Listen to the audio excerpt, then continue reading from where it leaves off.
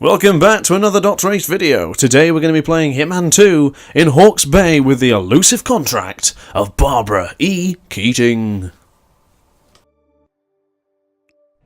Good evening, 47. Your target is Dame Barbara Elizabeth Keating, a New Zealand tycoon and the former Minister of Trade and Foreign Affairs. She was forced to resign from her position when a charity she represented was accused of funneling donations towards the Dame's own offshore portfolio. Dame Barbara drew on contacts in the tabloids to shift the blame onto the charity's director, Jacqueline Vicker, destroying her reputation and ensuring that Vicker's death shortly thereafter was perceived as a suicide. Dame Barbara is now embarking on a PR tour to restore her standing, and we believe she's working with a body double in order to protect herself at public events. Needless to say, the contract only applies to the real Dame Barbara. Good luck, 47. Good luck 47 indeed, but will we need it if I'm in the driving seat? I don't think so. So, the plan is we have a target. However, the target is not so just simply a target. The target A isn't identified, and the second target, or sorry, the second part of the target is he has a body double. So the plan here is that we need to try and fathom out who is going to be the number one target and the only target for this particular mission. So, if you're aware or if you're not aware, I'm going to tell you anyway, elusive contracts are basically contracts that are a one-time only thing. If you happen to kill the contract and you didn't kill him in the way you wanted it, then it's tough luck. If you kill the contract, you got out there whole hunky-dory and everything's A-OK, everything's alright, that's good.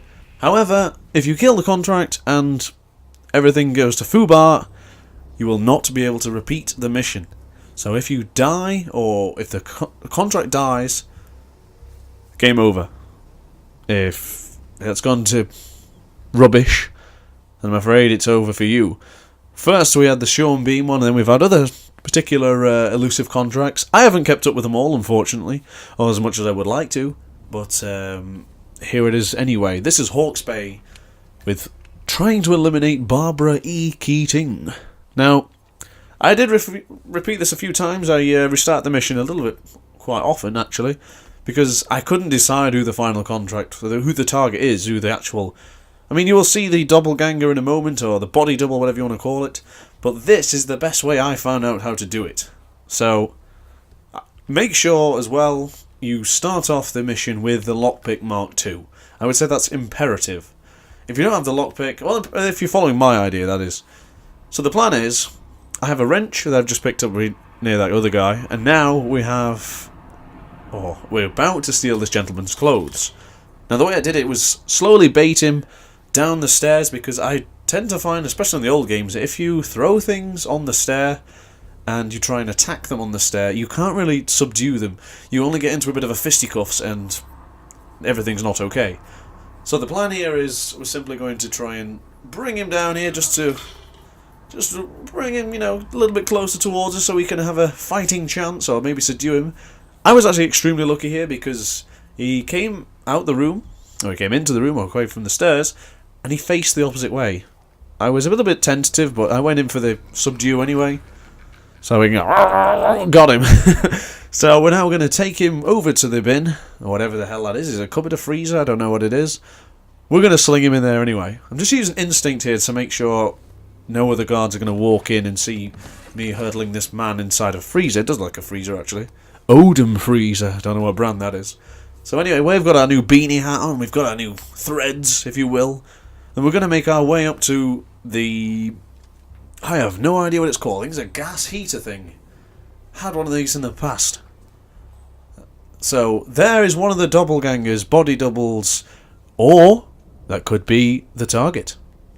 So what I have found from discussing and checking out with a few online forums and looking online, and maybe a little bit less than that, I went in for my instinct anyway. I got the impression that this particular woman was the target.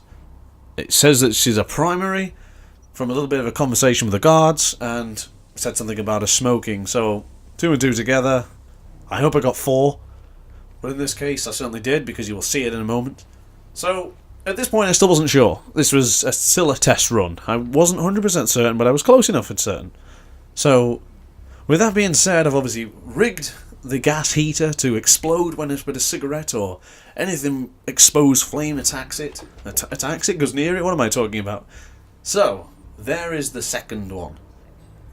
Now, I did pick up emetic rat poison. And the plan was I was going to drug this lady's food and potentially shove her head down the basin of a toilet. So, we still have the two peeps here, and who in the hell do we go for? So I'm going to have a little bit of a look at the intel. There is no intel there. There's my inventory if you really want to see it. So, I also discussed and thought, I discussed with myself because expert knowledge gives expert advice, of course. I discussed and thought to myself that surely if this woman is blacklisted or potentially going to be killed or have some sort of assassination contract on her, she wouldn't be hosting a speech. So therefore, my ideology came that I would not drug the food. However, who knows? I got so confused in this one because they're the same person, they sound exactly alike, they look alike, and they do a lot of the same things.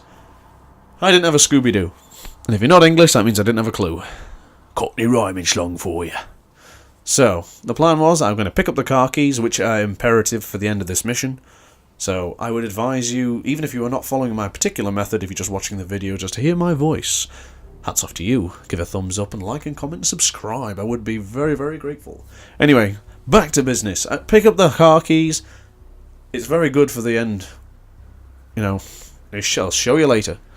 But right now, I am wondering, do I still poison the food or do I not? Can I throw a can up there to distract her?